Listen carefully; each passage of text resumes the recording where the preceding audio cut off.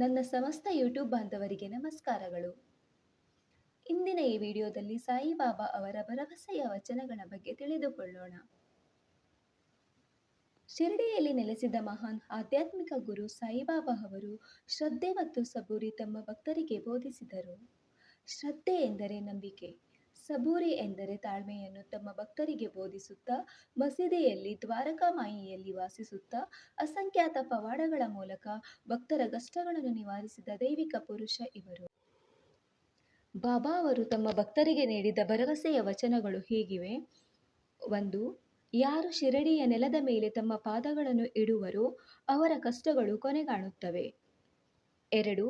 ಈ ನನ್ನ ಸಮಾಧಿಯ ಮೆಟ್ಟಿಲುಗಳನ್ನು ಹತ್ತಿದ ತಕ್ಷಣ ದೀನರು ದರಿದ್ರರು ಸುಖ ಸಂಪತ್ತುಗಳ ಸೋಪಾನಗಳನ್ನೇರುತ್ತಾರೆ. 3. ಈ ಪಾರ್ಥಿವ ಶರೀರವನ್ನು ತ್ಯಜಿಸಿದ ನಂತರವೂ ನಾನು ಮೊದಲಿನಂತೆ ಕ್ರಿಯಾಶೀಲನಾಗಿ ಸಚೇತನಾಗಿರುವೆನು. 4. ನನ್ನ ಸಮಾಧಿಯೇ ಭಕ್ತರ ಅವಶ್ಯಕತೆಗಳನ್ನು ಈಡೇರಿಸಿ ಅನುಗ್ರಹಿಸುವುದು. 5.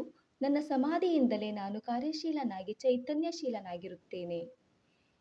6. ನನ್ನ ಪಾರ್ಥಿವ ಶರೀರದ ಅವಶೇಷಗಳೇ ಸಮಾಧಿಯಿಂದ ಮಾತನಾಡುತ್ತವೆ. 7. ನನ್ನಲ್ಲಿ ಶರಣಾಗತರಾಗಿ ನನ್ನ ರಕ್ಷಣೆಯನ್ನು ಬಯಸಿ ಬಂದ ಭಕ್ತರಿಗೆ ನೆರವಾಗಲು ನಾನು ಸದಾ ಜೀವಂತನಾಗಿರುತ್ತೇನೆ. 8. ನೀವು ನನ್ನನ್ನು ಧ್ಯಾನಿಸಿದರೆ ನಾನು ನಿಮ್ಮನ್ನು ಅನುಗ್ರಹಿಸಲು ಸಿದ್ಧನಾಗಿದ್ದೇನೆ. 9. ನಿಮ್ಮ ಕಷ್ಟಗಳನ್ನು ನನ್ನ ಮೇಲೆ ಹೊರಿಸಿದ್ದಲ್ಲಿ ಖಂಡಿತವಾಗಿ ನಾನು ಅವುಗಳನ್ನು ಭರಿಸುತ್ತೇನೆ. 10. ನೀವು ನನ್ನ ಸಹಾಯ ಬಯಸಿದರೆ ಬಹುಬೇಗನೆ ಅದನ್ನು ನಾನು ನಿಮಗೆ ನೀಡುತ್ತೇನೆ. 11. ನನ್ನ ಭಕ್ತರ ಮನೆಯಲ್ಲಿ ಉಡಲು ಉಣ್ಣಲು ಕೊರತೆ ಎಂದೂ ಬರುವುದಿಲ್ಲ.